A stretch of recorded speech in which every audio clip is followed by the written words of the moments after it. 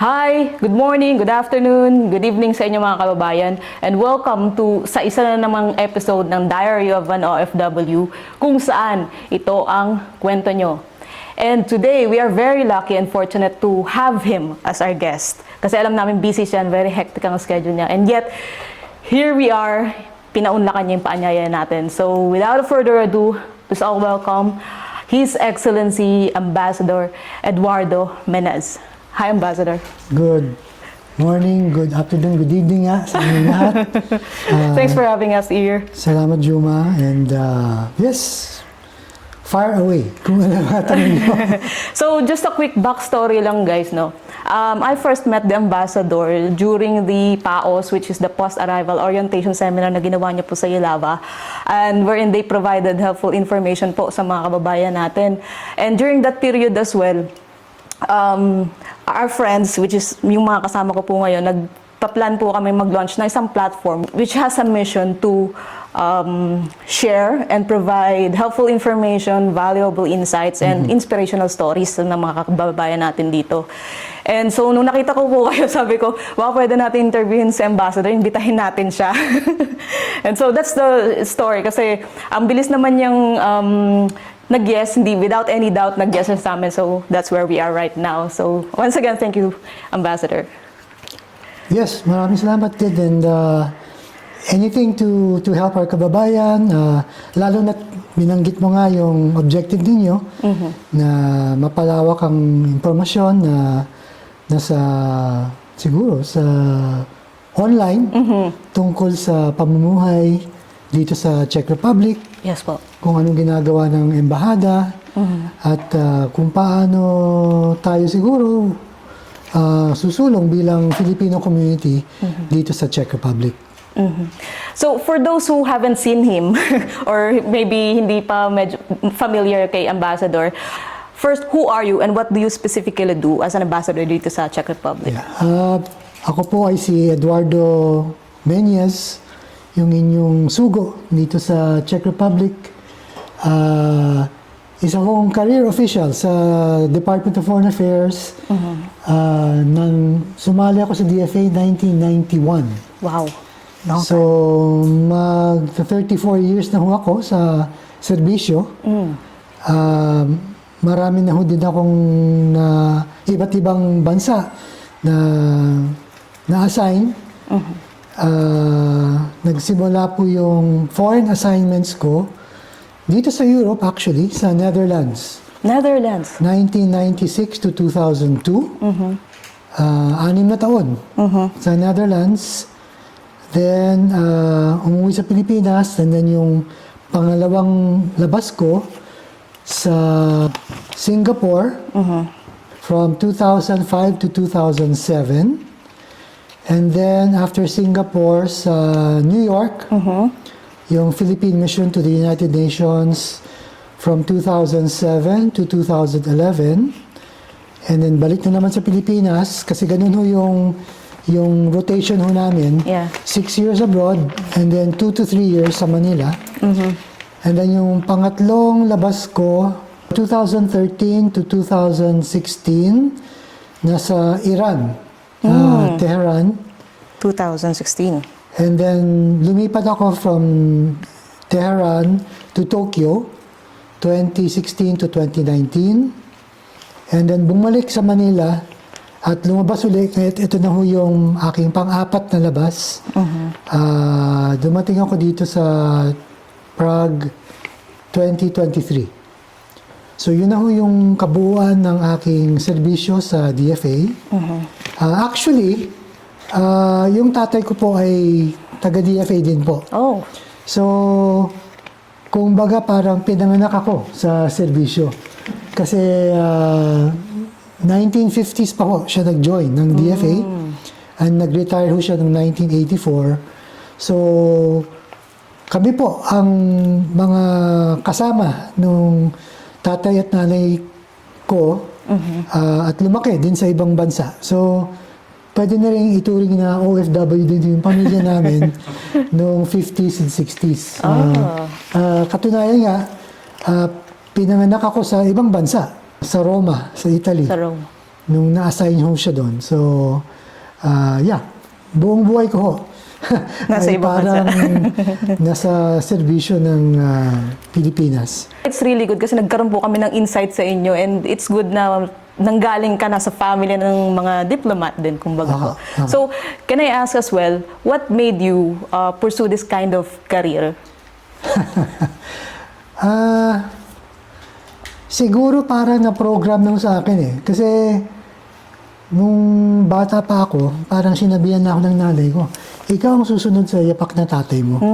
So, para sa akin, wala na akong pinag-isipan masyado kung ano ang gusto kong maging paglaki. Pati yung kurso ko sa kolehiyo, along the line na papunta na sa pagpasok sa DFA. Nag-polisay ako, and then, yun nga, kasi pagsasali ka sa gobyerno natin, lalo na sa DFA, meron akong exam na kinukuha, yung tinatawag na Foreign Service Officers Exam.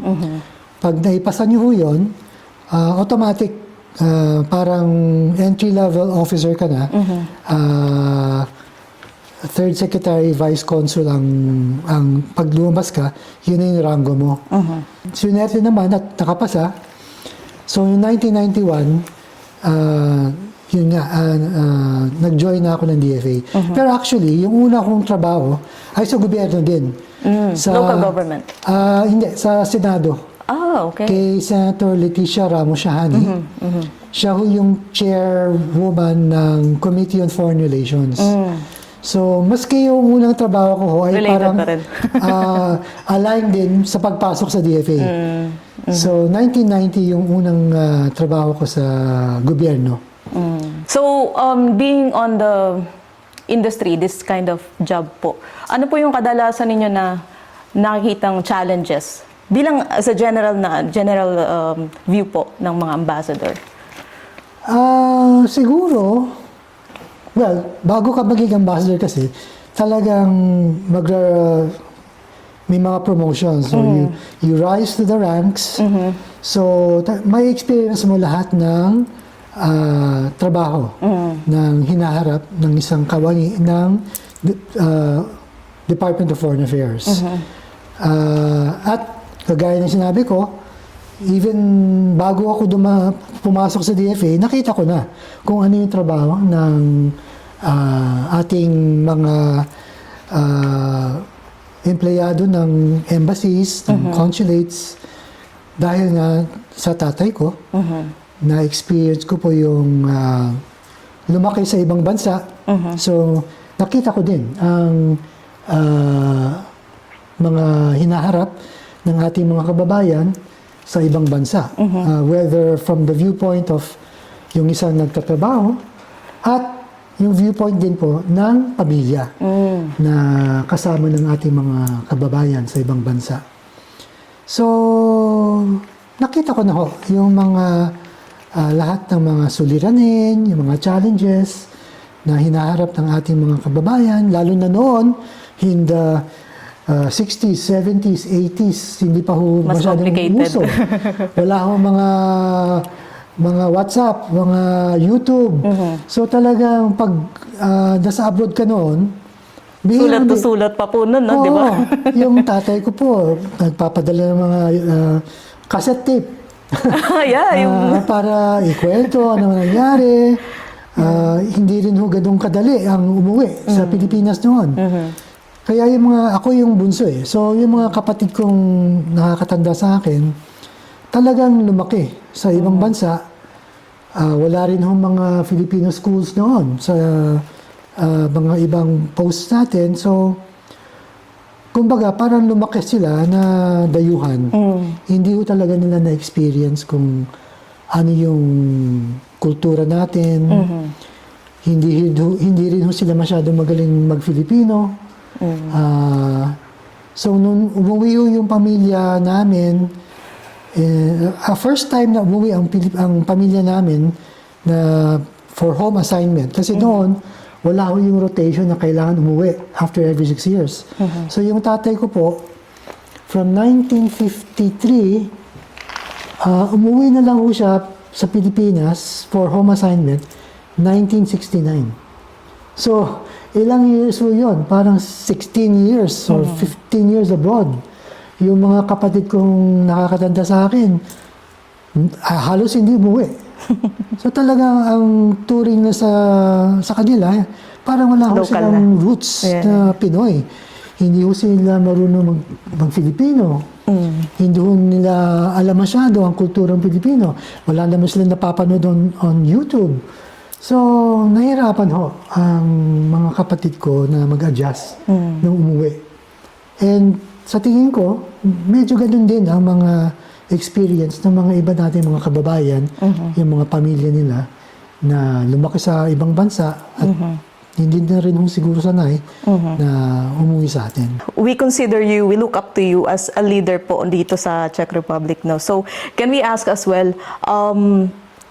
how do you, what are your guidelines pagdating po sa mga decision making bilang isang leader? Yeah. Katulad ng sinabi ko, 34 years in the DFA, another 37 years of life Yeah. in the foreign service and seeing how it is abroad. Siguro yun ho ang una kong batayan. Yung experience, yung nakita ko sa career ko. Then of course, pangalawa, yung training. Kasi pag pumasok ko kayo sa DFA, yung first 2 to 3 years niyo parang on-the-job training. Merong 6 months na parang classroom courses for new officers na dun ho kayo, kasi pag pumasa kayo sa DFA, yung FSO exam, wala hong hinahanap na college degree. So, maski anong college degree, 4-year course, 4 years. kunin mo yung exam, nung time ko kung pumasa ka, automatic call ka na. Officer ang entry level.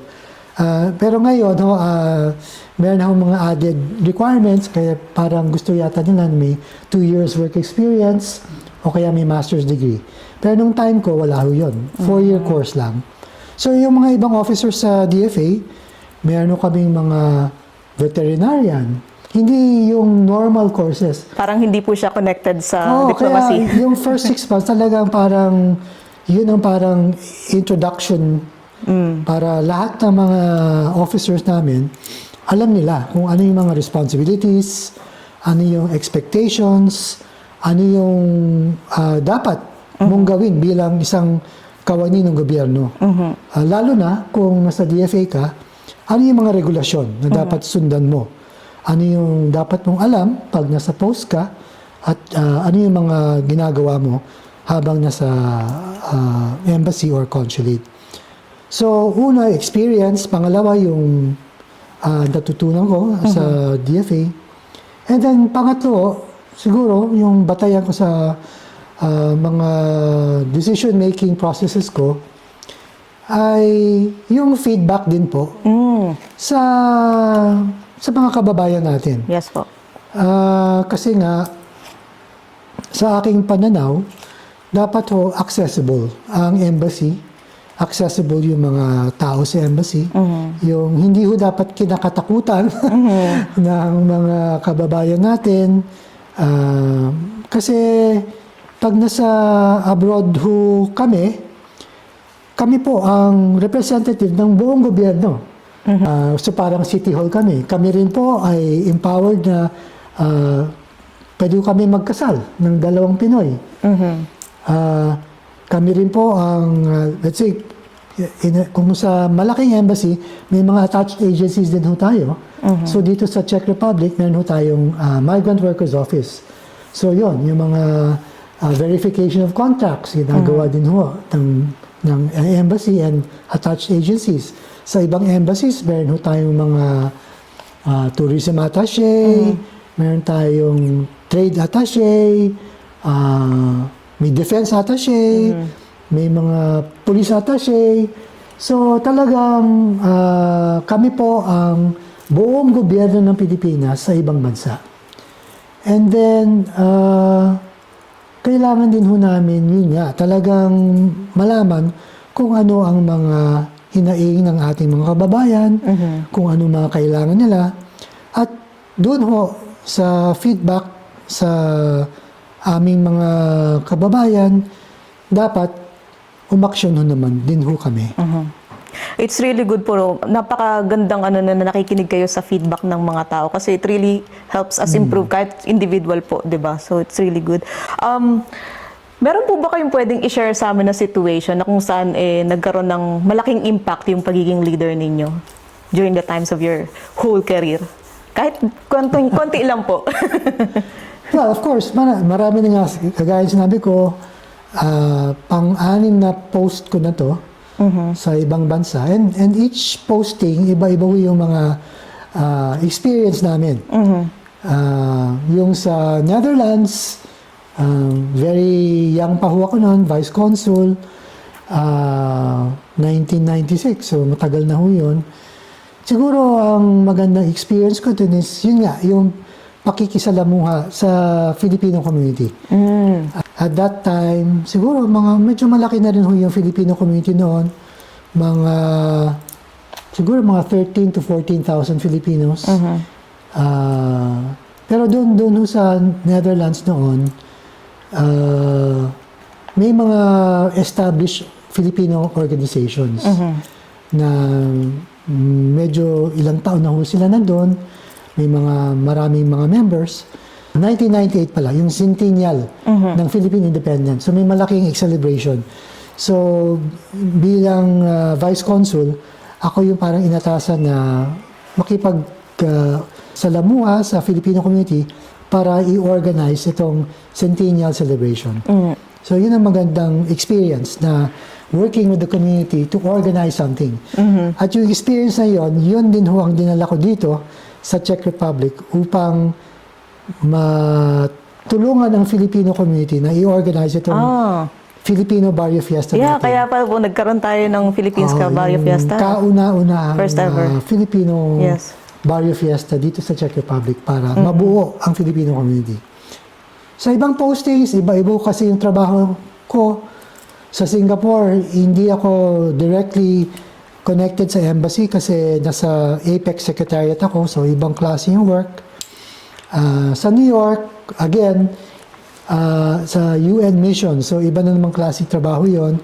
Hindi yung masyadong connected sa Filipino community. Pero yung dalawang post na yon, parang yung professional development ko naman. In multilateral regional work. Sa Iran, challenging. Maliit lang ang Filipino community, 1,200. So, ibang klase yung trabaho na naman po yun. Sa Tokyo, yun, malaki. Ang Filipino community, over 200,000. And very organized ang Filipino community doon. So, maganda rin ang experience. So, sa mga bansa pong napuntahan ninyo, paano nyo po ginagawa na napagtitibay nyo yung tie-up ng Philippines at ng ibang country? Kagaya ng sinabi ko, ang embahada po ay maraming functions. So yung work with the Filipino community, usually, yan ang parang consular area namin. Assistance to nationals, yan, yung mga notarial issues, renewal of passports, pero marami pa kong ibang mga functions ang ginagawa ng embassy, kagaya nung shinare namin dun sa post-arrival orientation, meron akong diplomatic functions. Yun ho naman ang aming pakikipag-meet or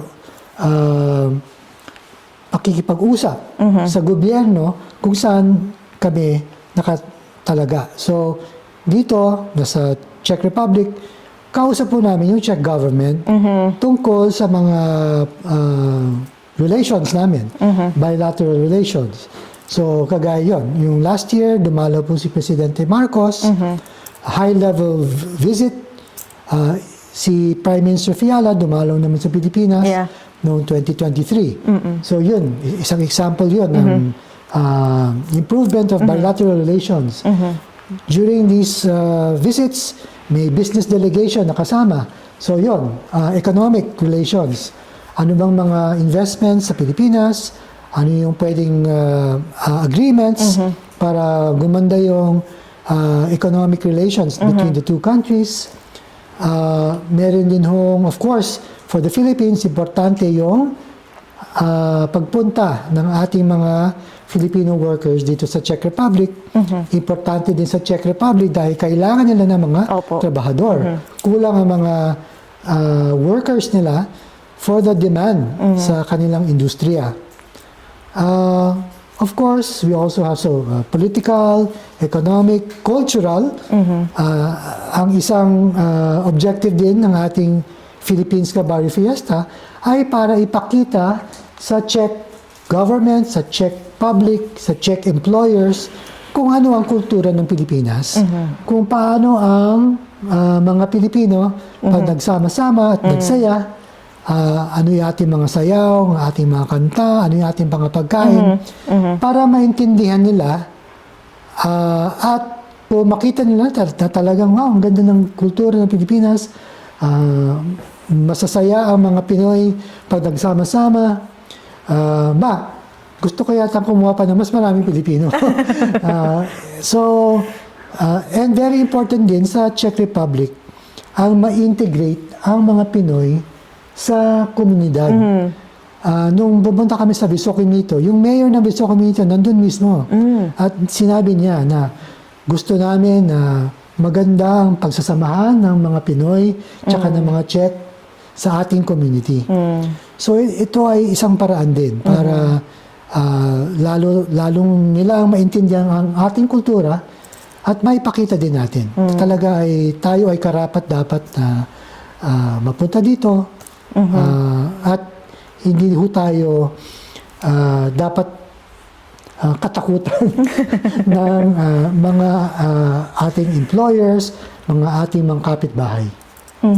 Alam niyo po, yung kadalasan na namimit namin ng mga lokal, sa una medyo hindi sila parang comfortable sa amin kasi language barrier, tas ibang culture. But as the time went by, habang nakikilala nila kami, nagugustuhan nila kami. And doon na naging interesado sila sa pagkain, sa culture natin. And it's really good kasi parang unti-unti, since lumalaki na ang Filipino community dito, unti-unti na pong nagkakaroon talaga ng strong, closeness, kumbaga. So, at this moment po, sobrang dami na ng Pinoy, na dumating galing sa iba't ibang bansa. But, based on your observation po, ano po yung pinaka-common na problema ngayon na hinaharap ng ating embahada? Well, unang-una, dun sa sinabi mo, actually, ang tunay na ambassadors ng Pilipinas ay ang Filipinos. Yung Filipino community. Kasi kami, nandito lang kami sa Prague. Madalas kausap namin yung gobyerno, yung mga employers. Pero kayo mga Filipino, kayo ang talagang nakasabak dyan sa job sites ninyo, sa Filipino community sa Yelava, sa Brno, sa Kiev, sa České Budějovice, kayo talaga ang muka ng Pilipinas. And so, importante talaga na maganda ang nakikita ng ating mga employers and neighbors, future families na yung mga iba nag-aasawa ng Czech. Tungkol naman sa common issues na nahaharap ng mga Pinoy dito sa Czech Republic, masaya naman ako na hindi katulad sa mga ibang bansa na grabe talaga ang mga suliranin ng mga Pinoy natin sa ibang bansa. Dito sa Czech Republic, sa tingin ko, minsan,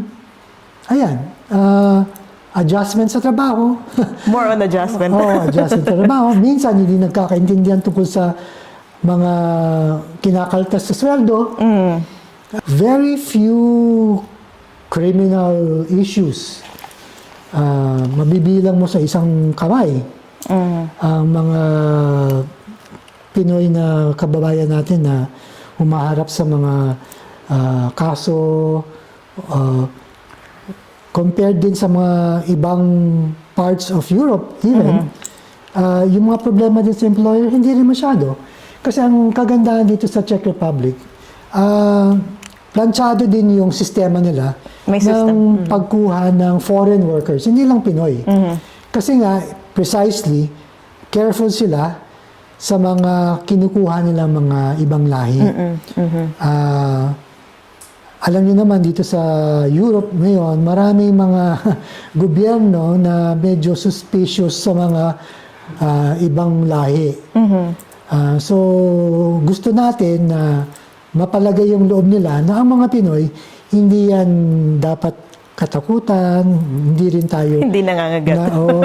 hindi tayo troublemaker. Sa tingin ko, I'm very happy, very relieved na ang mga problema ng mga Pinoy dito sa Czech Republic ay kayang-kayang masolusyonan.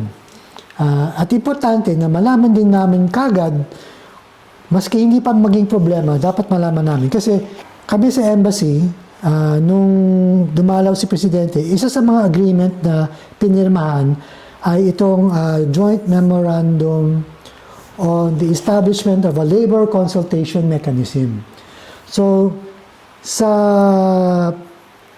agreement na ito, kami dito sa embassy, kasama na ho yung Migrant Workers Office, ay regular na kausap ang Czech government ministries na involved dito sa economic migration program nila. Yung Ministry of Labor Social Affairs, Ministry of Foreign Affairs, Ministry of Interior, Ministry of Industry and Trade. Kasi sila po ang namamahala dun sa pagpasok ng mga dayuhan. So, sa aming mga meeting, sinishare namin ang mga problema na nakikita namin at naririnig namin sa mga Pinoy. At yung mga on their side naman, sinishare din namin yung nakikita nilang problema sa pagpasok ng mga Pinoy. For example, sa pag-ikot namin sa mga post-arrival orientation seminars, naririnig namin yung problema is one, sa mga medical, mahirap makahanap ng mga English-speaking na doktor. Yes po, lalo na sa counter side. Yun. Pangalawa, yun, yung pag-intindi ng mga kaltas sa sweldo. Salary. Yung mga bayaran sa kuryente, sa tubig. Nagugulat lang, ang laki ng tinatanggal pagdating ng end of the year. Kasi iba nga yung sistema. Yung sa amin, yung sa side naman ng Czech, sabi na, maraming ang Pinoy ang dumarating, malaki ang ginagastos ng kumpanya para iparating dito. Pero napansin namin yung mga early years, marami ding umaalis sa trabaho. 6 months, wala pang 6 months. Yeah. So, from the point of view of the employer, ang laki ng ginastos namin para maparating dito yung Pinoy. Tapos, wala pang 1 taon, hindi matapos yung kontrata ng 2 years, dilipat. So, parang for them, nadi-discourage sila. Na, ganito ba talaga na hindi natin panatili ang ating mga workers? Is there something wrong? So, dun sa exchange namin, sinasabi namin, well, siguro, dapat i-explain nyo na mabuti. Ano ba talaga yung natatanggal? Even habang nasa Pilipinas pa lang, explain nyo na yan para hindi nagugulat. Number 2, dapat yung mga benefits nyo, hindi lang naman talaga sweldo all the time. So, yan. Although malaking porsyento, bigyan nyo ng overtime as much as possible kasi ang Pinoy, hindi yan talaga iiwas overtime. Minsan pa nga, dito sa batas nila, may certain number of hours lang eh. Beyond that, hindi na pwede. Yeah, 40 hours po ang Yun. law nila. So, look for other ways to provide incentives. So, pwede ba silang i-promote? May training ba kayo? Ganon. Yung isa din sinabi, ay, sa tingin namin, kung tulungan niyo sila sa family reunification, kasi pag nandito na yung pamilya nung trabahador, nandito na yung misis niya, nandito na yung anak niya, isang reason yan para talagang tumagal ang Pinoy sa isang dito sa Czech Republic at doon din sa kampanya. So kumbaga po, pagka nandito yung pamilya, may rason sila para magstay. Yes, oo. Opo. Lalo na kung makahanap ng trabaho din yung misis, hindi ba? So that's how you mediate po between two parties, no? So, once we know the problems, we share it with them, they also share the problems, we think of ways to address the problems bago pa maging malaking problema talaga. Nung bagong dating po ako dito, napansin ko yung mga contract at yung explanation nila pagdating sa trabaho from the local po dito. Parang hindi siya medyo clear kung ikukumpara ko po sa ibang bansa kasi Yes, nakapag-Taiwan din po ako. Yeah. So, ang nangyayari, it's more of like napag-usapan, but pag nakaalis ka na, nandito ka na, wala na. Wala Ano sa iba? kontrata eh. Ah. Parang ganun po yung nangyayari. Yeah. Dati nung dumating po ako, I'm not quite sure kung ganun pa rin po yung nangyayari, but hopefully ma-resolve po yung ganung klaseng case, no? Yeah, precisely. Actually, the Czech government, the Ministry of Labor and Social Affairs, talagang interested sila na marinig kung ano yung mga experiences ng mga Pinoy dito. And kaya may mga labor inspectors din sila eh. So, once na may complaint, yung sistema nila, meron din pwedeng mapuntahan Opo. para masabihan. So, yung Integrity Centrum na merong mga representatives sa different parang provinces nila, nandun sila para makausap at pwedeng sabihin na ito yung na-experience namin, mayroong nakalagay sa contract na hindi nasusunod. So, actually, pwede silang puntahan, pwede rin kaming puntahan. And magtutulungan para i-address. Pwede ipa-labor inspector yan. Pupuntahan, sasabihin, tama yung reklamo. Kayo, employer, dapat gawin nyo ito, ganun. So, may sistema in place.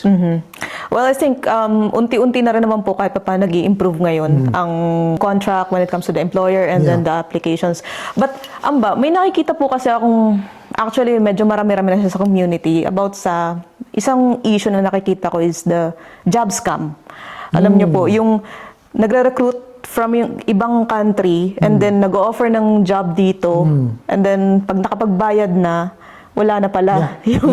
So, ano po yung way nyo para ma-resolve yung ganong klaseng issue? Yeah. Well, again, pag nag-post-arrival orientation seminar kami, si Attorney Lynn, who is our labor attaché dito, yun ho lagi ang isa sa kanyang main points. Kasi nga, yung sinasabi mong mga job scam, yan po ay nangyayari pag hindi ho dumadaan sa proseso na inilaan ng ating Department of Migrant Workers for the protection of our overseas Filipino workers. Kasi pag third country hiring ho yan, hindi ho dumadaan sa proseso ng DMW. So, kagaya ng kinakwento ni Attorney Lynn, hindi ho nila alam na may darating na Pinoy, hindi ho nakita yung kontrata para suriin kung tama ba yung mga provisions, kung protektado ang Pinoy. Hindi rin ho dahil may agency na magre-refer na hindi nakabase sa Pilipinas, hindi ho yan accredited. So, maski sino, ayan, kagaya sinabi mo, Facebook post. Maski sino, pwede mag-post sa Facebook. Kung sinong hudas na yan, sasabihin, ito, nakikita ko. Yung offer na Ang kakaiba. daming job opening sa Czech Republic. Makisakay tayo dito. Kunyari, sabihin natin, ito yung han. Tapos maraming kakagat. Ayun, talagang walang protection ang ating mga kababayan pag hindi ho careful at sumunod dun sa recommended process ng ating Department of Migrant Workers. Pero kahit ganun pa man, of course, hindi rin natin mapagkakaila na marami naman din po ang nakakarating na galing sa third country, whether it's Taiwan, Hong Kong, Opo. Cyprus. Maswerte na ho at medyo okay yung nakuha nilang ahensya. Maswerte rin na talaga may trabaho, may employer na kausap. Pero kagaya nung pinanto mo, medyo malaki ang nagastos. Kung ikumpara mo doon sa mga nanggaling sa Pilipinas. So, pros and cons. Pero, sana nga maiwasan ho yung mga scam na yan. Be very careful. And as much as possible, consult the authorities. Do your research kung talaga bang mapagkakatiwalaan yung iniisip mong paraan para makapunta dito sa, hindi lang sa Czech Republic, pero any other country. Meron po ba kayo amba na parang third world country na agency na legal, listed dito, na pwedeng mag-recruit from other country? For the Philippine government, the Department of Migrant Workers in particular, since they do not allow third country hiring, wala hong accredited na agency with the DMW that will process a Filipino worker coming from a third country. On the side of the Czech Republic, I'm not sure. Because hindi rin naman ho makakarating sa Czech Republic unless Walang agency dito.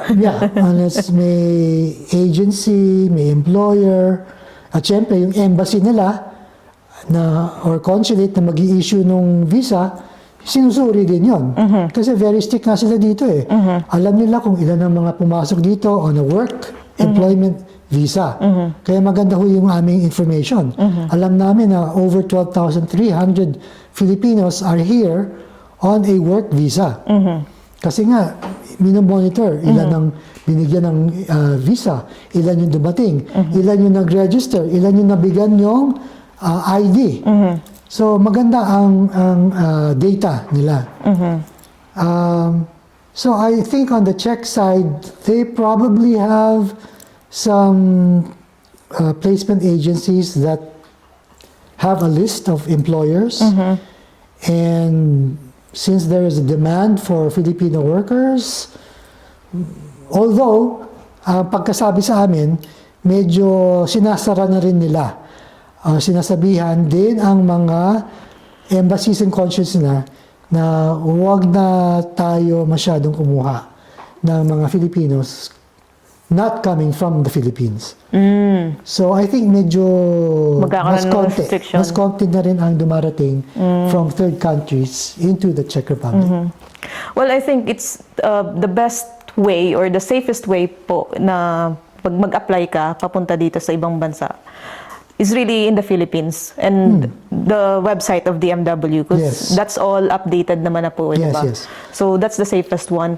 And for the third world country, like po nung sinabi niya na medyo nagiging strict na ang Czech country. So I think yun na lang talaga. Doon na lang muna sila mag-stick kesa maggumaso sila, magbayad sila sa hindi nila alam. Yeah, So, I mean, as you know, yung Czech government,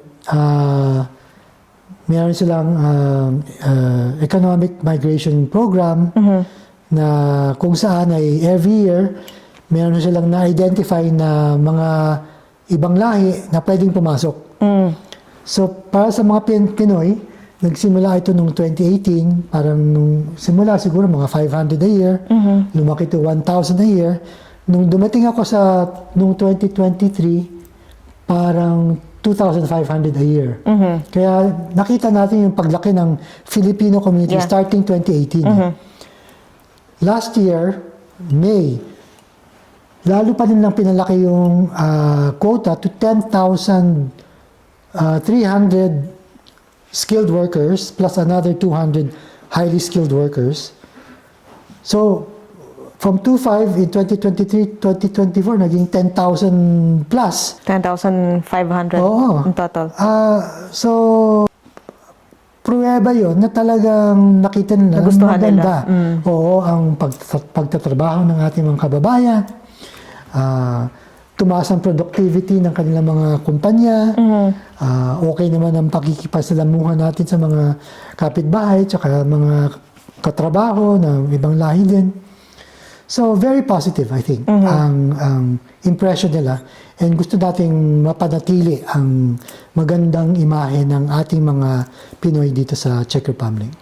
Opo, kasi nung unang dating namin dito, ang quota lang dati is like 1,000 and then goes to 2,500 and then naging 5,000 and then naging 10,000. So, we can see the pag-open talaga ng Czech Republic sa mga Filipino. And from that, can I ask, Amba, is there any lesson that you can share to us? Like a valuable lesson that you can share to everyone? Well, siguro, i-relate natin sa ating sitwasyon natin dito sa Czech Republic. Siguro, para sa akin, bilang inyong sugo dito sa Czech Republic, at kagaya na sinabi ko, gusto ko talaga na maganda ang ating experience dito sa Czech Republic bilang Pinoy sa ibang bansa. Binanggit ko na to dati sa aking mga meetings with the Filipino community na ang Filipino community dito sa Czech Republic ay medyo iba. Ang composition, iba yung history. Kasi parang in 2018 lang medyo nagsimula ang paglaki.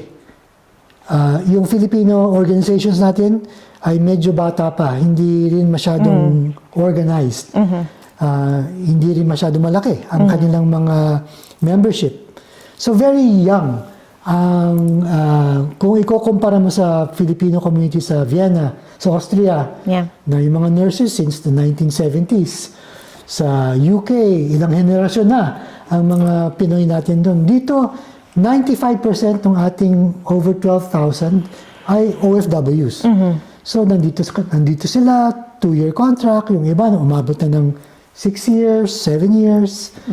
So, iba yung experience eh. Kaya, yung organizations din, nahihirapan din sila to attract members. Kasi, kayo naman, nasa Monday to Friday, Monday to Saturday, nagtatrabaho.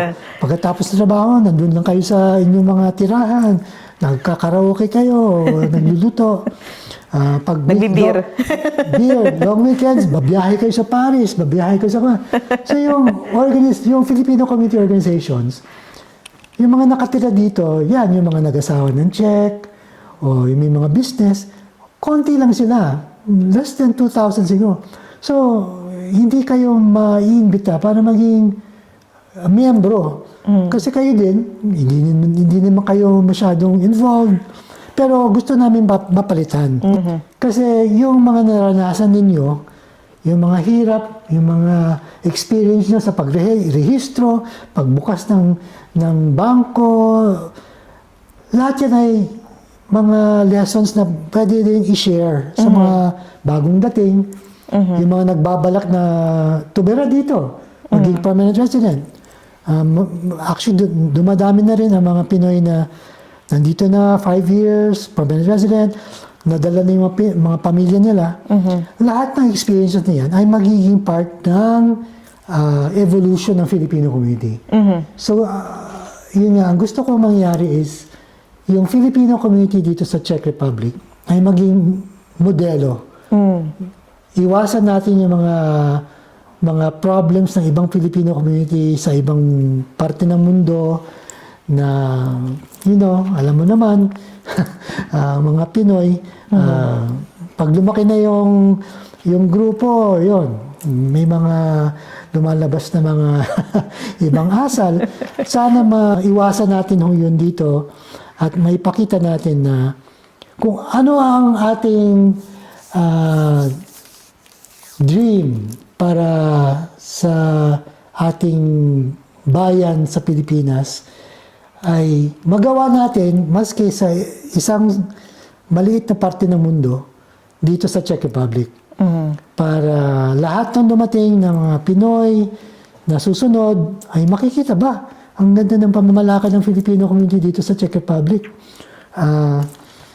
maging ehemplo tayo sa buong mundo ng lahat ng Filipino communities at sana maging ehemplo din tayo sa ating sariling bansa na ang ganda ng pamamalakad ng ating pagsasamahan dito sa Czech Republic.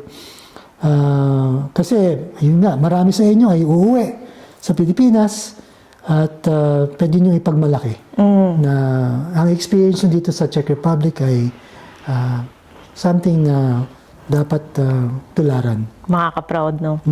Kasi, tama, ang gaganda po ng mga takeaway niyong lesson, like to maintain the good impression, good relationship with the foreigners, para ma-unite ang mga Filipino, and to be a good example sa ibang kababayan natin. It's really a good lesson po. Is there any project na upcoming po kayo ngayon? Well, of course, yung number one project talaga ng community ay yung Philippines Barrio Fiesta. And ako natutuwa ako sa nakikita kong pag-organize. Kasi nung una kong nabanggit itong idea na to, parang naisip ko lang yung experience ko sa Netherlands. Na kasi sila noon, in the 1990s, ang parang Barrio Fiesta nila is parang pagsama-sama lang yung mga Filipino organizations, pumunta sila sa isang park, yung Sparnwoude Park. Tapos yun, wala masyadong program, nag-game sila, naglulutuan. So very simple. Yun lang ang naisip ko kasi first time to eh. Opo. Hindi rin masyadong organized yung Filipino community. Pero grabe, nakaka-proud kasi very ambitious. And very organized, very kumbaga parang 10 taon na ang pagsasamahan at yung plano nila. Makikita mo naman sa social media posts natin eh.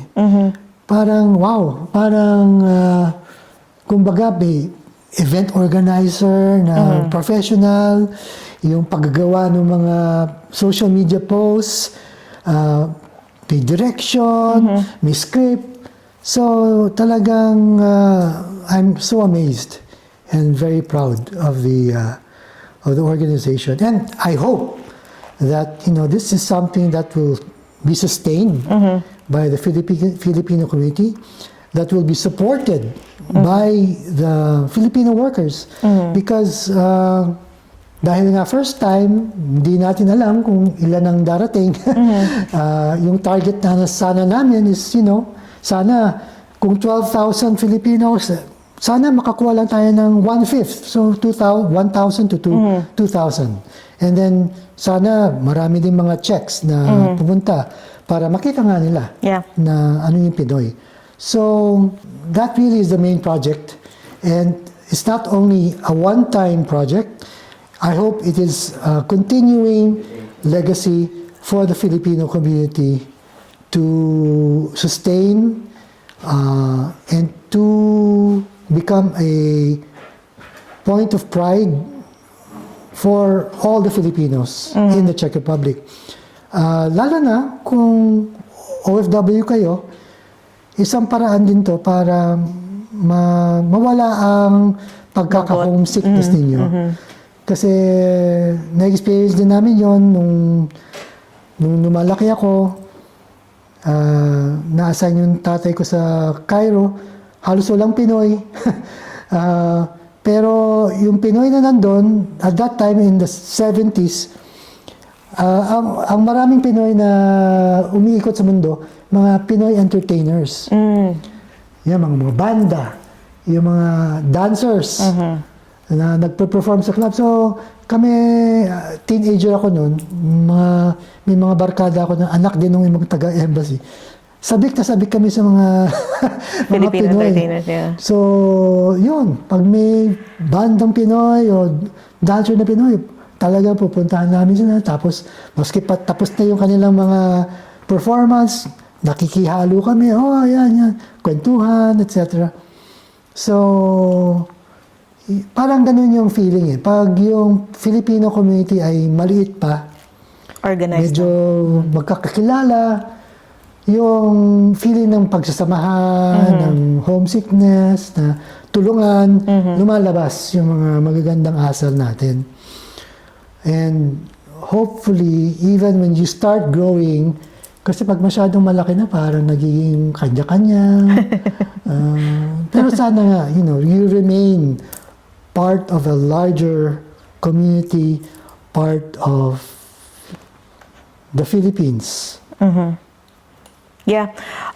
Magandang project po yan ba? Kasi gaya po nung sinabi nyo kanina na dati, kanya-kanya.